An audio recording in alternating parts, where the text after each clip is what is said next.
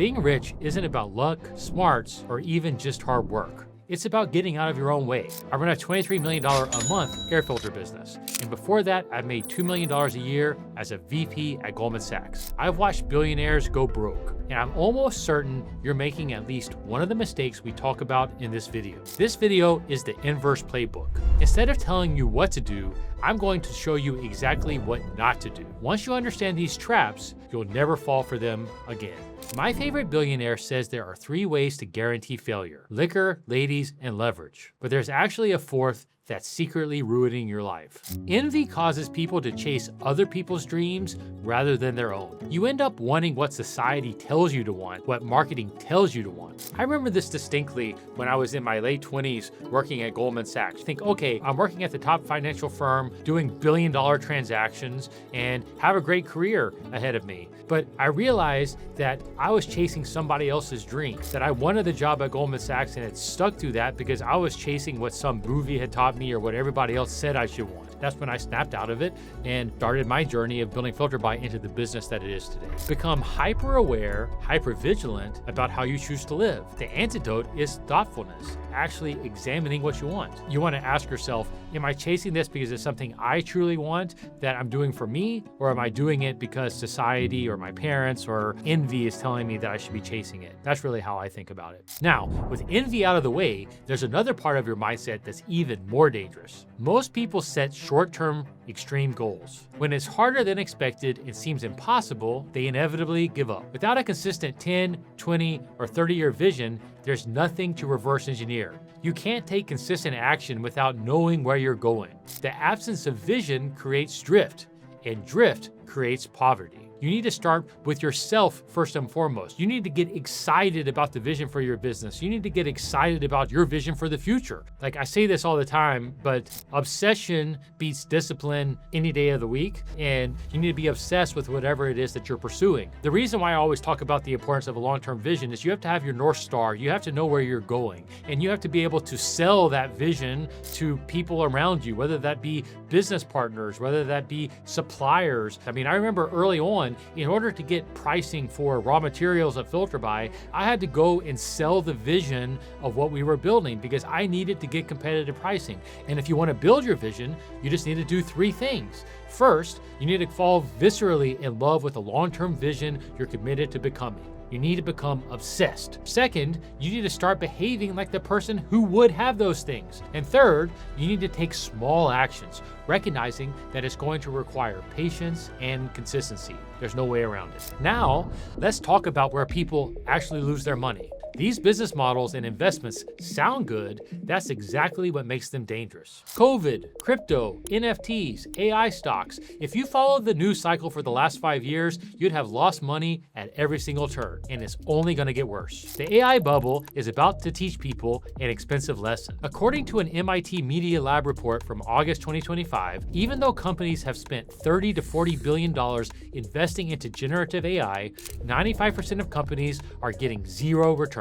The people who will actually make money from AI are a very small group. The early venture capitalists, the people building data centers, and the people like us who use AI to enhance boring, stable businesses that aren't going anywhere. Everyone else chasing AI investments, they're buying at the top, buying at the wrong times because the valuations are insane. I'm not saying AI isn't real. The internet was absolutely real in 2000. It was probably the biggest productivity boost the world had ever seen. And in 2000, we had a massive bubble pop. Stocks took a decade or longer to get back to their previous peaks. The internet kept growing the whole time, but people still lost everything. The antidote, though, in my opinion, is to be boring. Find stable businesses you can work on for decades. Use trends like AI to enhance your business, not to be your business. The real beneficiaries of AI are people who utilize it in boring businesses. At Filterbuy, we use AI for development, accounting, marketing, infrastructure efficiency. Okay, that's an investment with your money that you should avoid. But there are 3 investments with your time you need to avoid just as much. I started in this business drop shipping. I was actually drop shipping office supplies, and then ultimately I got into drop shipping air filters. And that was ultimately how I discovered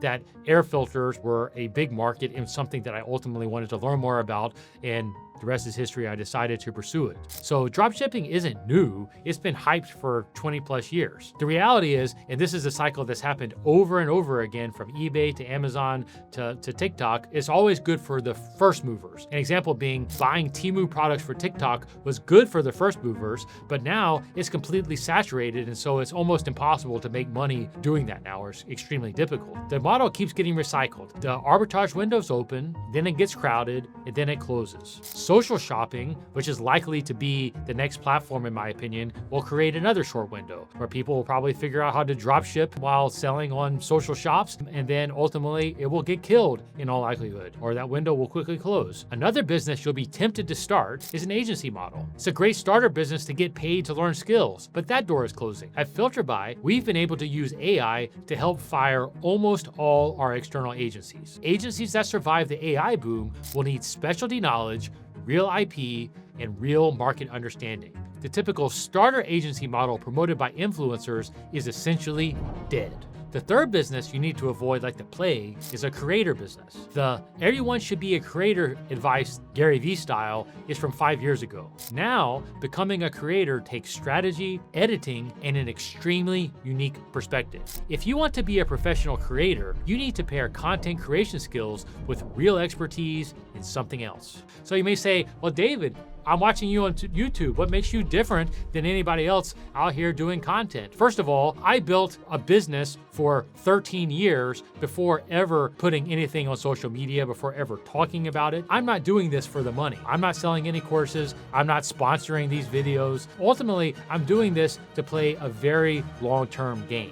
If you're as obsessed with boring businesses as I am, subscribe to watch my new podcast, Boring Money, where I interview owners of businesses you'd never think to run. If you want to come on the show, click on the link in the description. If I stop doing videos tomorrow, my business is not going to change one bit. In fact, maybe it'd be even a little bit better because I'd focus harder. Ultimately, my hope is that I'm going to be able to reach a lot of people and help a lot of people and encourage a lot of people. Maybe those people need air filters and they choose to buy from me at Filterbuy, but I'm really doing it because I love it and I love business, and that's really my why for doing this. Both these business ideas and your investments have the same thing in common. Somebody has told you to try them. It's so easy to scroll Instagram or YouTube and hear advice that sounds brilliant. You think they made money, they're smart, I should listen. But just because it worked for them doesn't mean it's going to work for you. They often have unfair advantages that you don't know about. They started at different times under different conditions. Being a real estate investor 15 years ago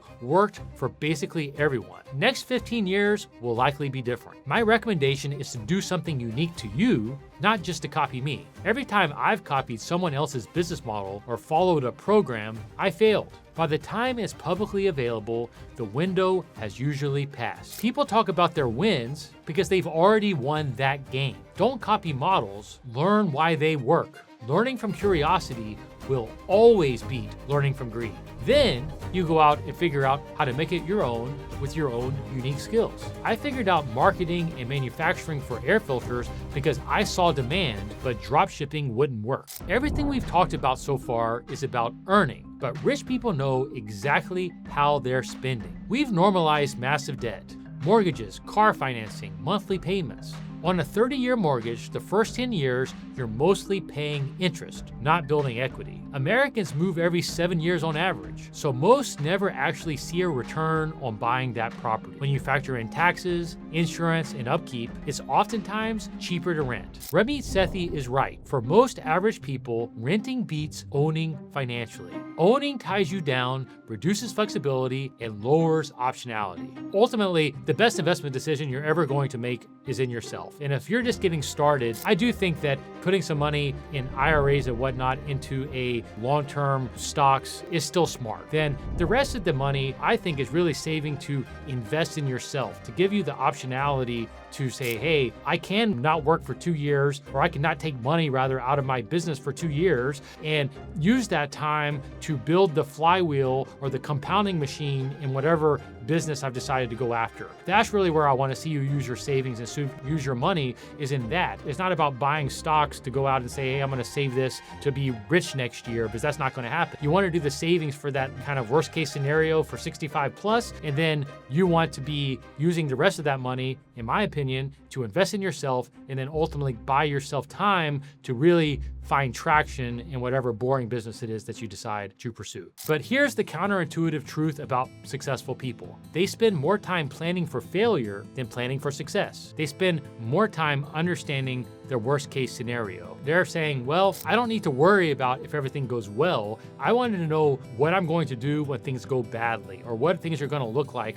when things go badly. It's like on this channel, I talk a lot about my failures, like losing $4.5 million in an HVAC service business transaction. But I only made that bet because it was money I could afford to lose. I could afford to make that bet. I obviously wish I had not made that bet, but it was a calculated risk. By planning for that downside, it allowed me to stay in the game and to continue ultimately to win. But a lot of people will go into something like that. They'll put their life savings into that business, and then if it goes wrong, then they don't know what to do. They don't have a game plan. Arrogantly, to be honest with you, I viewed it as a very low probability of complete failure. Like, I didn't think that was possible. What I like to do is ask myself, what's the worst that can happen and how would I handle it? Visualizing the downside gives you confidence to take action. You're not going to build anything without risk, but it does need to be calculated. On Wall Street, I watched fortunes implode because people didn't know how to be long-term greedy. The key is staying in the game over a long period of time. You might get less of a dopamine hit, but that's exactly why it works. If you don't just want to avoid being poor, but actually become rich, watch my video on becoming a millionaire on an average salary here.